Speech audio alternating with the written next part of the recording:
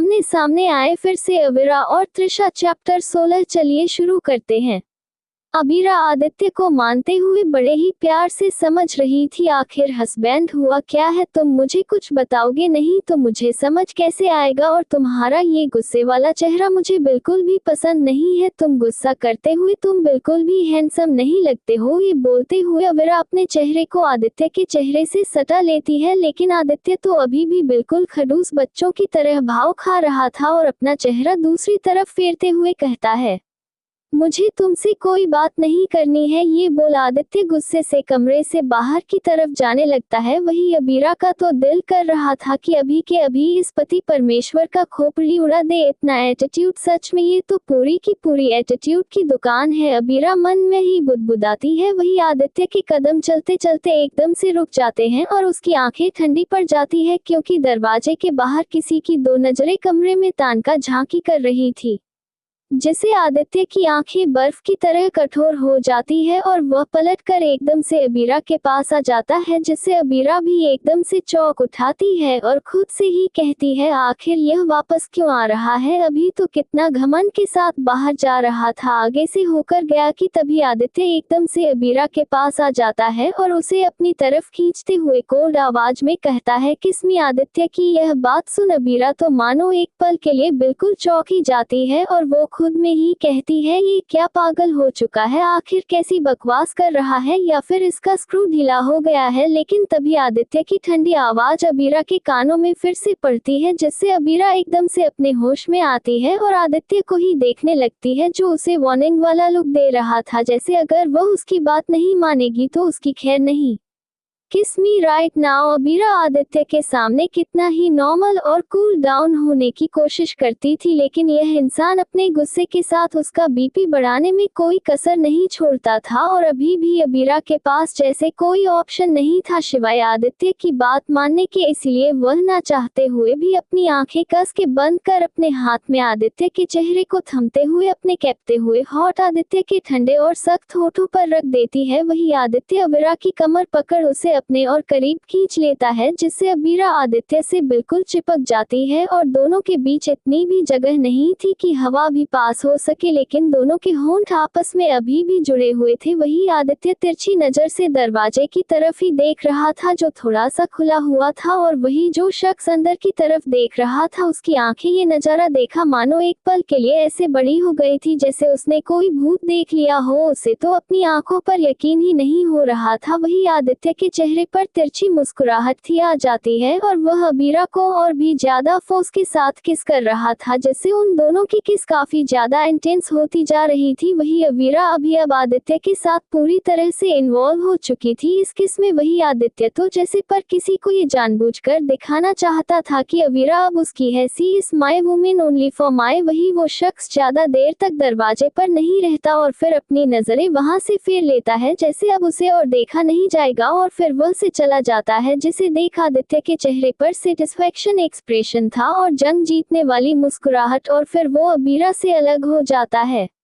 वही अबीरा थोड़ी सी कंफ्यूज थी कि आखिर ये था क्या, और आदित्य का ऐसा अजीब बिहेवियर उसे कुछ भी समझ नहीं आ रहा था, और आदित्य ने उसे इतनी आसानी से छोड़ दिया था जो कि इम्पॉसिबल था। इसीलिए अबीरा को दाल में कुछ तो काला लग रहा था। वही आदित्य अबीरा को ऐसे कंफ्यूज देख अपनी तरफ खींचते हुए कहता है, तुम्हारी नजरें और ध्यान सिर्फ मुझ पर होना चाहिए और किसी पर नहीं। ये बात जितना जल्दी अपने दिमाग में बिठा लो उतना अच्छा होगा, तो अगली बार से किसी के साथ भी इतना क्लोज होने से पहले 100 बार सोचना। ये बोलते हुए आदित्य अबीरा के गर्दन पर जोर से वाइट कर लेता है, मानो जैसे उसे धमकी दे रहा हो कि मैं बहुत कुछ कर सकता हूँ, तो मुझे और मेरे गुस्से को ट्रिगर करने की जरूरत नहीं है।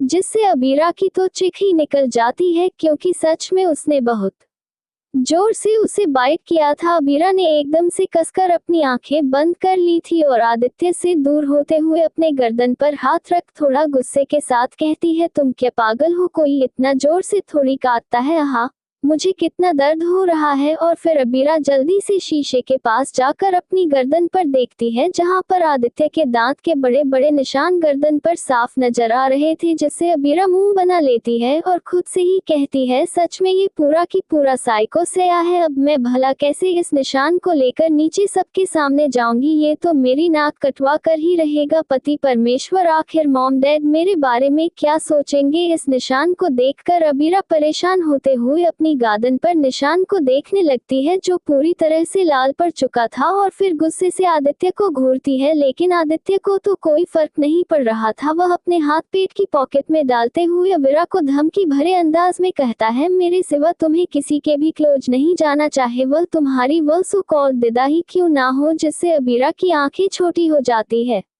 और वह मन ही मन कहती है, ये कितना ज्यादा अजीब है। अब इसे तो मेरी दीदा से भी प्रॉब्लम हो रही है, पता नहीं ये क्या है, मुझे तो समझ ही नहीं आता। और फिर अबीरा पैर पटकते हुए वॉशरूम के अंदर चली जाती है फ्रेश होने के लिए। और फिर जब वह वॉशरूम से बाहर आती है तो आदित्य अबीरा को खुद की तरफ खींचते हुए उसे खुद से सटाते हुए कहता है, चलो तुम्हारी फैमिली हमारा वेट कर रही होगी। यह बोलकर आदित्य अबीरा को अपने साथ नीचे लेकर जाने लगता है, लेकिन उसकी पकड़ अबीरा पर अभी भी कसी हुई थी और उसका हाथ अबीरा की कमर पर था और उसे वह ऐसे लेकर अपने साथ जा रहा था जैसे अगर वह अबीर को छोड़ेगा तो अबीर जैसे कहीं उसे दूर चली जाएगी। और वह किसी को दिखाना भी चाहता था कि उसकी वाइफ और वह दोनों कितने ज्यादा क्लोज है। वही अबीरा को अब इरिटेशन हो रही थी आदित्य के ऐसे बिहेवियर से, क्योंकि वह कुछ ज्यादा ही पजेसिव और चिपकू बन रहा था, जो कि आदित्य की पर्सनैलिटी से बिल्कुल हटके था। अबीरा अपना सर दीवार में दे मारना चाहती थी, क्योंकि वह इस इंसान को कभी भी समझ ही नहीं पाई थी पिछली जिंदगी में और इस जिंदगी में भी, जो उसके लिए खुली हुई किताब की तरह था इस बार। लेकिन कई सारे ऐसे पन्ने थे जिसे उसने अभी तक खोलकर देखा भी नहीं था।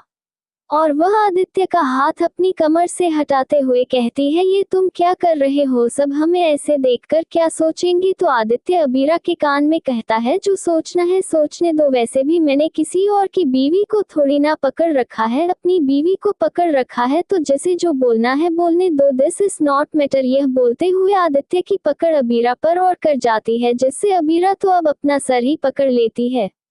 हे भगवान, कहाँ फंस गई मैं, यह आदमी सच में मुझे मार ही डालेगा। आखिर ही इतना ओवर पजेसिव क्यों हो रहा है, जैसे मैं इसे छोड़कर भाग रही हूँ। कि तभी हॉल में पूरा कुंद्रा परिवार जमा हो रखा था और त्रिशा भी कॉलेज से वापस आ चुकी थी और उसके साथ ध्रुव भी था, जिसके चेहरे पर कोई भाव नहीं थे और वह मिस्टर कुंद्रा से बात कर रहा था और वही मिस्टर कुंद्रा भी उसे उसकी फैमिली के बारे में पूछ रहे थे। कि तभी आदित्य अबीरा के साथ वहां आ जाता है, जिससे मिस्टर कुंद्रा और मैसेज कुंद्रा के चेहरे पर भी मुस्कुराहट आ जाती है अबीरा को देख। और जिस तरह से आदित्य और अबीरा एक साथ है तो वह दोनों ही बहुत ही ज्यादा एक साथ प्यारे लग रहे थे, बिल्कुल परफेक्ट जोड़ी की तरह। वही त्रिशा की नजरें जैसे ही अबीरा पर पड़ती है तो उसकी आंखें एकदम से कठोर हो जाती है और जो अभी मुस्कुराहट थी चेहरे पर वह गायब हो गई थी। वह मन ही मन कहती है, आखिर यह अब यहाँ क्या कर रही है और इसके साथ ये आदित्य ये यहाँ क्या कर रहा है और ये दोनों इतना ज्यादा क्लोज कैसे हैं। यह अबीरा तो आदित्य से इतनी नफरत करती थी, कहीं इन दोनों में सुलह तो नहीं हो गई है। नहीं, ऐसा नहीं हो सकता, अगर ऐसा होगा तो मैं इस अबीरा का कभी कुछ भी नहीं बिगाड़ पाऊंगी। मुझे कैसे भी करके इस अबीरा का भरोसा फिर से जितना पड़ेगा, नहीं तो सब कुछ बर्बाद हो जाएगा। ये सोचते हुए त्रिशा के चेहरे पर घबराहट और परेशानी साफ नजर आ रही थी। वही ध्रुव की नजर जब अबीरा और आदित्य पर पड़ती है तो वह थोड़ा उदास हो जाता है, क्योंकि उन दोनों को साथ देखा उसे न जाने क्यों बिल्कुल भी अच्छा नहीं लग रहा था। और उसने जो अभी कुछ देर पहले अबीर के रूम के बाहर से वह नजारा देखा था, उसके बाद से तो न जाने क्यों ध्रुव के दिल में एक टिस्सी उठ रही थी।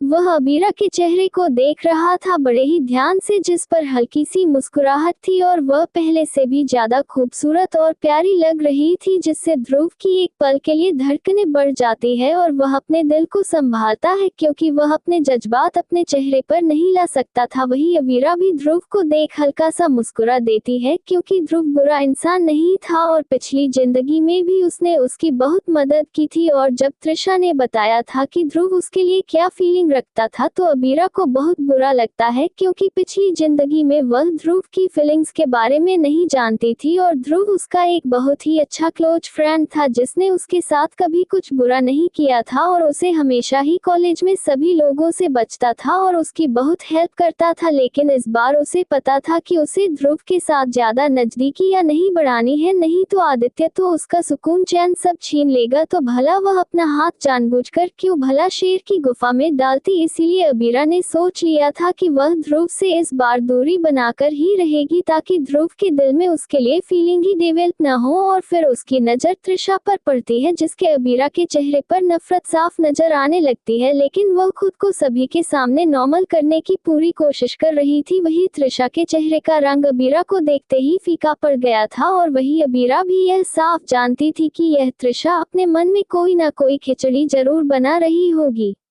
वही त्रिशा अबीरा से बात करने की कोशिश कर रही थी, लेकिन आदित्य तो उसे बिल्कुल चिंगम की तरह चिपका हुआ था, जिसे उसे मौका ही नहीं मिल रहा था अबीरा से अकेले में बात करने का। वही अबीरा को अब इरिटेशन हो रही थी। आदित्य उसे बिल्कुल चुंबक की तरह चिपक कर रखा था और उसे एक पल के लिए भी छोड़ नहीं रहा था। और वही सब लोगों की नजर घूम फिर कर आदित्य के हाथ पर ही जा रही थी जो अबीरा की कमर पर था। अबीरा बार बार आदित्य के हाथ को हटाने की नाकाम कोशिश कर रही थी, लेकिन आदित्य अबीरा की कमर पर बार बार हाथ रख ले रहा था, जिससे अबीरा को अपनी पूरी फैमिली के सामने बहुत ही ज्यादा एम्ब्रेस फील हो रहा था, वह भी सिर्फ आदित्य की वजह से।